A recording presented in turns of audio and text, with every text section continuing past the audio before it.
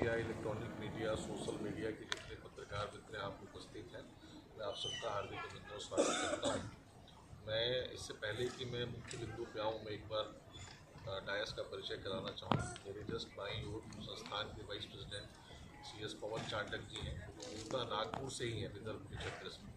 मेरे दाहिनी ओर श्रीमान बी नरसिम्हन साहब हैं, जो पिछले वर्ष के इंस्टीट्यूट के इमीडिएट फॉर्मर प्रेसिडेंट हैं और आप सेंट्रल काउंसिल मेंबर हैं, वेस्ट रीजन से आप निर्वाचित हैं। मेरे वाइस प्रेसिडेंट के बगल में श्री एस आशीष करोड़िया जी हैं, आप सेंट्रल काउंसिल मेंबर हैं इंदौर से। उनके बगल में श्री एस आशीष मोहन जी हैं, आप भारतीय कंपनी सचिव संस्थान के सचिव महोदय हैं। और नरसिम्हन साहब के बगल में राजेश तारपरा जी हैं, आप वेस्टर्न रीजन से सेंट्रल काउंसिल मेंबर हैं और आप अहमदाबाद से आते हैं। उनके बगल में तारपरा जी के बगल में CS दीप्ति जोशी जी हैं, जो नागपुर से ही हैं और आप वेस्टर्न इंडिया रीजनल काउंसिल की जो है सम्मानित निर्वाचित सदस्य हैं।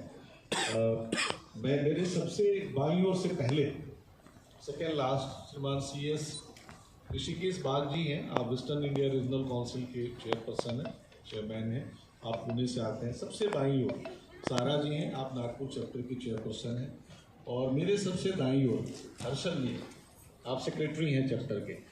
तो एक बार मैंने मंच का आपसे परिचय करवाया। मैं मंच पे बैठे सभी सम्मानित अपने साथियों का और सभी पत्रकार बंधुओं का मैं हार्दिक स्वागत करता हूँ।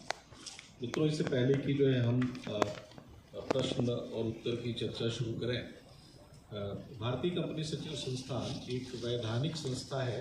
कंपनी सचिव अधिनियम 1980 के तहत it is one of the statutory body constituted under the act of parliament named as company secretary in 1980। तो 1980 में हमारा वैधानिक रूप से गठन हुआ।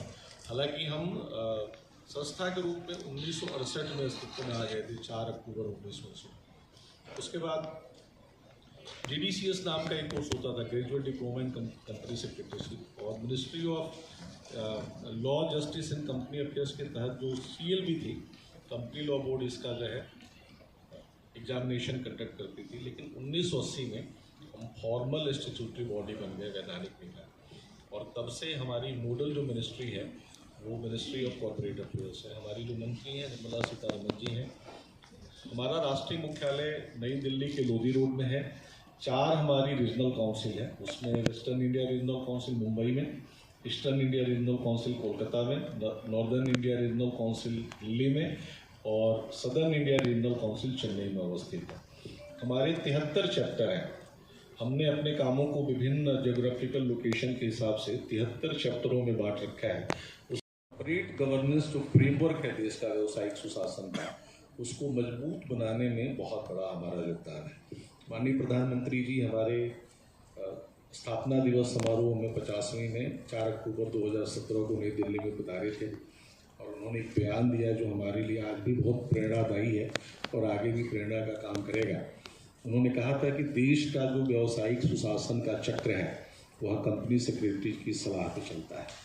तो अगर मैं बात करूं तो आज की डेट में जितनी भी ऐसी कंपनियां हैं जिनकी पेड अप कैपिटल 10 करोड़ से ज़्यादा है, उनको अनिवार्य रूप से सेक्शन 203 कंपनी एक्ट के तहत, कंपनी एक्ट 2013 के तहत अनिवार्य रूप से कंपनी सेक्रेटरी को अपने यहाँ एम्प्लॉय करना।